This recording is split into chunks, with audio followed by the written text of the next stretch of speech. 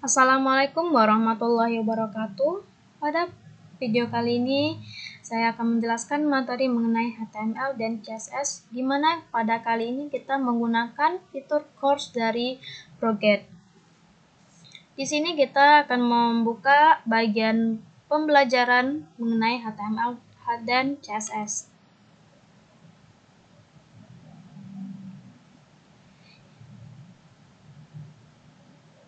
Di sini terdapat beberapa materi mengenai HTML dan CSS.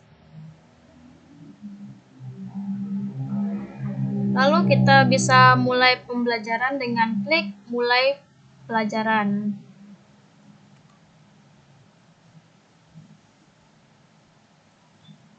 Memulai dengan HTML dan CSS. Selamat datang di dunia HTML dan CSS yang seru. Pada pembelajaran ini kita akan membuat situs web yang ditampilkan pada gambar di bawah. Kelihatannya mungkin sulit, namun jangan khawatir, kami akan membantu Anda di setiap langkahnya. Jadi di program ini nanti kita akan membuat tampilan web seperti pada gambar ini. Untuk melanjutkan bisa kita klik next di sebelah kanan, tombol panah sebelah kanan. Lalu apa itu HTML dan CSS?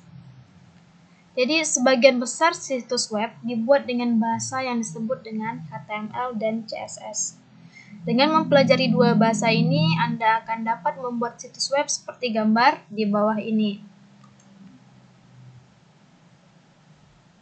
Jadi ini merupakan website yang sudah memiliki kerangka dengan HTML dan CSS sebagai memperindah tampilannya.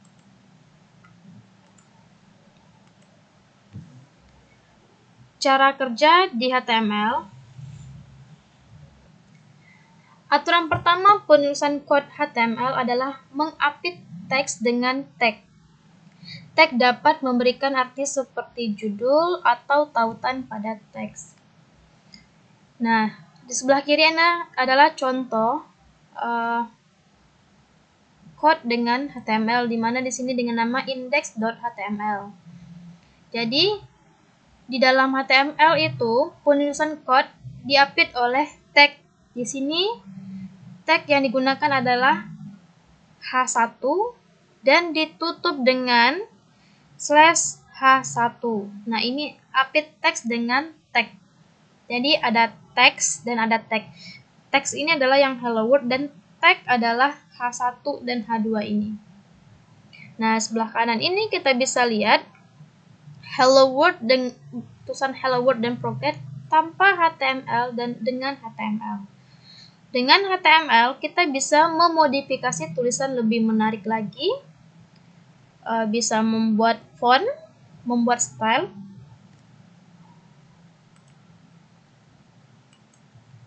Lalu terdapat tag pembuka dan tag penutup. Sebagian besar elemen HTML memerlukan sepasang tag. Jadi terdapat tag pembuka dan tag penutup dengan teks disisipkan di antara keduanya. Jadi antara tag pembuka buka kurung H1 tutup kurung, lalu ada teks dan diapit dengan buka kurung slash. Nah, jangan lupakan slash ini menandakan itu tag penutup dan nama tagnya. Di sini H1 tutup kurung dan tulisannya adalah hello world. Jadi kita mau menampilkan tulisan hello world dengan font heading 1. Mari kita mulai menerapkan code-nya. Di tampilan latihan di Proget terdapat 3 kolom, di mana kolom sebelah kiri adalah instruksi. Jadi kita membuat coding berdasarkan instruksi yang sudah ada. Jadi di bagian tengah ini adalah text editornya, lalu di sebelah kanan ini adalah preview atau hasil seperti hasil di browser. Di sini instruksinya, mari kita lakukan proyek HTML pertama Anda. Anda akan menulis code Anda di editor. Nah, ini adalah editornya yang bagian tengah. Apapun yang Anda tuliskan di editor akan muncul di jawaban Anda yang terletak di sudut kanan atas. Nah, ini adalah jawaban kita. Sementara yang di bawah ini adalah jawaban yang benar, jawaban yang diminta oleh program. Jadi kita akan menyesuaikan jawaban kita ini dengan jawaban yang di bawah ini.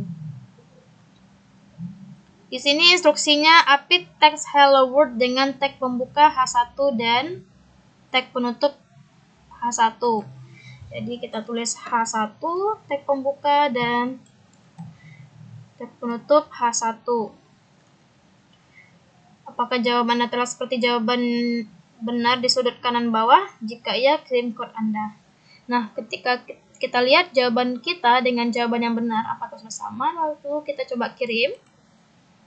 Nah, di sini jawabannya benar.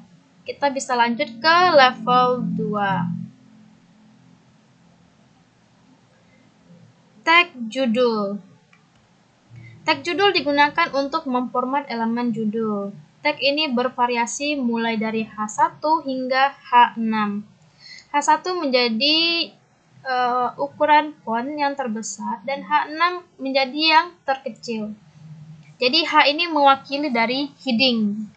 H itu heading, atau disebut juga dengan judul. Jadi penulisannya dari H1 dan ditutup kurung dengan H1, lalu selanjutnya H2 tutup kurung tutup tag H2, lalu heading 3 tutup slash H3, H4 ditutup dengan tag H4, H5 ditutup dengan tag H5, dan H6 ditutup dengan tag H6. Dan jangan lupakan slash penutup di tag penutup. Nah, ini contoh previewnya. H1 adalah heading yang paling besar dan H6 adalah heading paling kecil. Jadi makin nambah headingnya, fontnya makin kecil. Jadi dimulai dari H1 dan terakhir dengan heading 6. Lalu tag paragraf. Tag P menentukan paragraf. P mewakili paragraf. Teks yang diapit oleh tag H2 dan tag P dimulai di baris baru. Jadi setiap kita membuat tag heading, nah dia akan pindah ke baris baru. Lalu sama juga dengan tag P atau tag paragraf. Tag pembukanya tag P dan tag penutup slash P. Jangan lupa. Nah, di sini terdapat perbedaan font. Ketika kita menggunakan H2, tulisannya lebih besar. Dan paragraf itu font defaultnya adalah sebesar ini. Teks yang diapit dengan tag H1 dan P akan mulai di baris baru. Kita lanjut materinya. Lalu menggunakan judul dan paragraf. H1 hingga H6 digunakan sesuai ukuran dan signifikansi judul, seperti ditunjukkan di bawah. Untuk teks yang bukan merupakan judul, gunakan tag P. Jadi, selain judul, kita gunakan elemen P. Sementara untuk judul, kita bisa gunakan H1 hingga H6. Di sini kita bisa lihat, Hello World itu adalah elemen H1, tulisannya paling besar, lalu dilanjutkan elemen H2 untuk tulisan Ayo Belajar. Dan terakhir, pelajaran itu menggunakan heading 3. Dan terakhir ada gambar, lalu ada tulisan di gambar di sini menggunakan elemen P. Nah, ukuran defaultnya. Lalu ada yang namanya komentar. Teks yang diapit dengan buka kurung, tanda seru, strip, lalu isian teksnya dan diakhiri dengan strip, tutup kurung, ini menjadi komentar. Nah, komentar tidak ditampilkan di browser. Komentar sangat berguna untuk menjelaskan kode Anda. Jadi kode ini tidak dibaca, dilewati saja, tapi dia sangat membantu kita untuk menentukan nih, misalnya coding yang di bawah ini adalah code untuk membuat menu atau code untuk menampilkan. Jadi kita tinggal menuliskan di dalam komentar. Semakin banyak coding, itu akan memudahkan kita untuk menentukan bagian-bagian codingan. Di sebelah sini, Ini adalah komentar. Nah, di sini ini tidak akan ditampilkan di komputer. Yang ditampilkan adalah tag H2 dan tag P ini. Nah, ini hasilnya Project belajar coding. Sementara yang tulisan ini adalah komentar, itu tidak dituliskan, tidak muncul dia di browser. Kita coba latihan. Nah, di sini update tag selamat datang di Project dengan H1. Nah, di sini kita update dengan H1. Kita tutup dengan H1. Lalu update teks HTML dengan H2.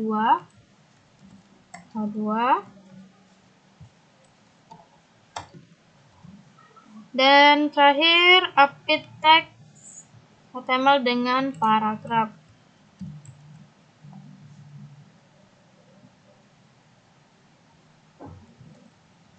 Jangan lupa tutupnya itu ada slash. Masih ada instruksi, sudah tidak ada. Kita cocokkan jawaban kita dengan jawaban yang benar. Sudah sama, kita kirim. Oke, jawabannya benar. Kita lanjut ke bagian level selanjutnya, yaitu mengenai tautan. Tag tautan. Anda dapat dengan mudah membuat tautan dengan tag A, mewakili anchor atau penambat. Teks dalam tag A ditampilkan di browser dengan ditampilkan di browser sebagai teks tautan. Jadi kita tautan ini atau link ya. Nah, di sini kita bisa lihat bahwa Project tulisan ini merupakan link. Jadi ketika kita sorot, dia bisa kita klik lalu akan mengalihkan kita ke halaman lain di browser.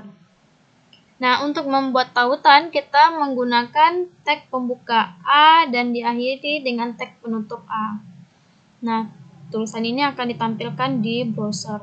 Nah, ini contohnya sebelah kanan. Nah, biasanya untuk tautan itu warnanya biru dan ada garis gitu ya. Tapi bisa dimodifikasi. Lalu selanjutnya, setiap tautan memiliki tujuan. Jadi agar tautan berfungsi, Anda harus menentukan URL tujuan elemen A dengan menambahkan atribut herb seperti yang ditampilkan pada gambar sisi kiri. URL tujuan masuk ke bagian URL dari herb URL. Jadi herb adalah link untuk tujuan halaman website kita. Jadi ketika tulisan Project ini kita klik, maka kita akan dialihkan ke halaman https://project.com. Nah, ini adalah herb ini digunakan untuk URL tujuan untuk link yang diciptakan. Nah, di sini ketika kita klik Project, dia akan masuk ke halaman Project. Lalu atribut HTML. Pada HTML, Anda dapat menentukan atribut seperti herb di tag pembuka. Nah, di sini herb itu ada spasi ya. Lalu harus diapit dengan tanda kutip link yang akan dituju itu. Kita mulai latihan. Di sini kita akan menuju ke Project ke Google. Jadi terdapat 2 tautan. Kita bisa salin lalu kita copy ke sini. Tulisan ke Project ini dilinkkan atau ditautkan ke halaman project.com. Lalu tambahkan tautan yang menuju ke google.com. Jadi kita tuliskan herb sama dengan ini. Lalu tulisannya ke Google. Oke, tulisannya sudah sama. Jawaban kita dengan jawaban yang benar, kita kirim. Lalu masuk ke materi berikutnya adalah tag gambar. Tag ini digunakan adalah dengan tag buka kurung img tutup kurung. Nah, ini untuk image, digunakan untuk menampilkan gambar. Kita dapat menetapkan gambar dengan menentukan URL di atribut. Jadi src seperti berikut. Image source sama dengan URL. Jadi image source ini adalah sumbernya, di mana letak gambar itu. Perhatikan bahwa tag image img tidak memerlukan tag penutup karena tidak ada teks yang diapit. Jadi di sini kita buka kurung tag img spasi src, source-nya di mana? Sumber gambarnya itu di mana? Di sini linknya diapit dengan tanda petik 2. URL gambarnya. Lalu tag penutupnya tidak perlu, kita cuma kurung buka, kurung tutup, lalu isiannya image source dan linknya ke halaman mana. Kita mulai latihan. Kita akan menampilkan gambar berikut. Nah, di sini sudah ada source-nya, bisa kita copy. Kita bisa buka langsung dari browser kita. Nah, ini gambarnya ya. Di https://progress.com/image/html/beginner/wangko.jpg. Nah, di sini dapat halamannya, gambar ini terdapat di link ini. Oke, kita close. Jadi kita akan menampilkan gambar itu di bagian sini. Kita tinggal copy saja, klik ini, lalu Ctrl P untuk menyalin gambar. Nah, gambar sudah muncul, sudah sama. Lalu selanjutnya kita akan menampilkan gambar yang kedua. Nah, kita menggunakan link yang ini. Kita bisa lihat. Nah, gambarnya berada di link ini. Untuk menampilkannya, kita gunakan image source. Nah, buka kurung petik 2, lalu kita pastikan linknya dan jangan lupa tutup kurung. Oke, gambar kita sudah persis dengan jawabannya benar. Boleh kita kirim jawabannya. Oke, lalu berikutnya. Nah, di sini kita akan mempelajari mengenai list. Anda dapat membuat daftar dengan mengapit teks dengan tag li. Nah, jangan khawatir, kita akan membahas tag ul di slide berikutnya. Jadi di dalam tag list itu di dalam ul. Nah, di sini ada struktur ul, lalu di dalam ul ini ada li. Oke, kita ke halaman selanjutnya. Jenis daftar akan berubah tergantung pada tag yang Anda gunakan di tag ul. Anda dapat membuat daftar dengan bullet. Jika elemen Anda bersarang, seperti gambar di kiri bawah ini, elemen yang menutupi akan menjadi induk, dan elemen yang ditutupi akan menjadi anaknya. Nah, elemen induknya di sini adalah ul, lalu elemen anaknya adalah li. Jadi li inilah list yang akan ditampilkan. Bulat ditambahkan di setiap awal daftar item. Nah, bulat ini adalah defaultnya ya dari li ini. Nah, kita bisa ganti nanti menggunakan misalnya ini peta atau icon-icon lainnya. Lalu masuk ke materi indentasi. Untuk elemen bersarang, praktik yang baik adalah mensejajarkan kod dengan indentasi. Meskipun tidak diperlukan, indentasi dapat memudahkan Anda untuk melihat hubungan induk anak, terutama pada saat kod Anda sudah mulai banyak dan rumit. Untuk membuat indentasi, gunakan tombol tab di awal baris. Jadi indentasi itu tulisan yang ini disejajarkan, lalu untuk isiannya kita majukan ke depan dengan kita gunakan tombol tab. Jadi disejajarkan. Ini untuk apa? Memudahkan kita ketika source kita sudah banyak. Kalau tulisan kita semuanya di bagian kiri, L ini di kiri, kita nggak tahu nih L ini nih mana luaran induknya mana. Kita akan susah mencarinya. Jadi dengan ada indentasi akan memudahkan kita untuk melihat ini pengelompokannya di mana.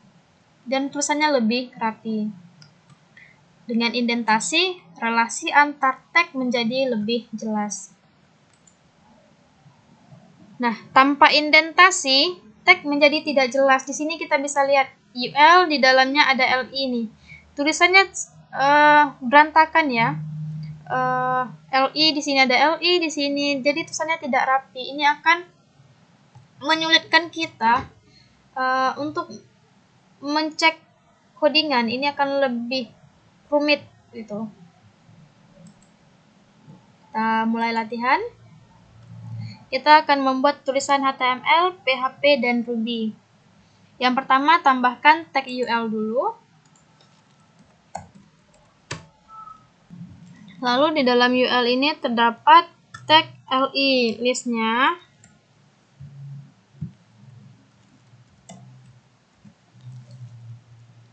Di sini kita akan menuliskan HTML.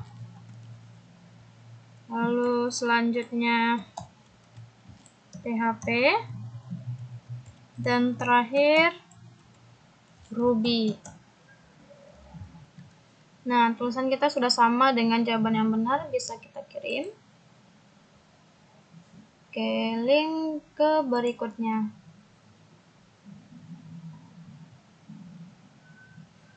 Nah, materi selanjutnya itu akan masuk ke materi CSS. Kita mulai di video pembelajaran selanjutnya. Oke, sekian materi pembelajaran kita pada kali ini. Assalamualaikum warahmatullahi wabarakatuh.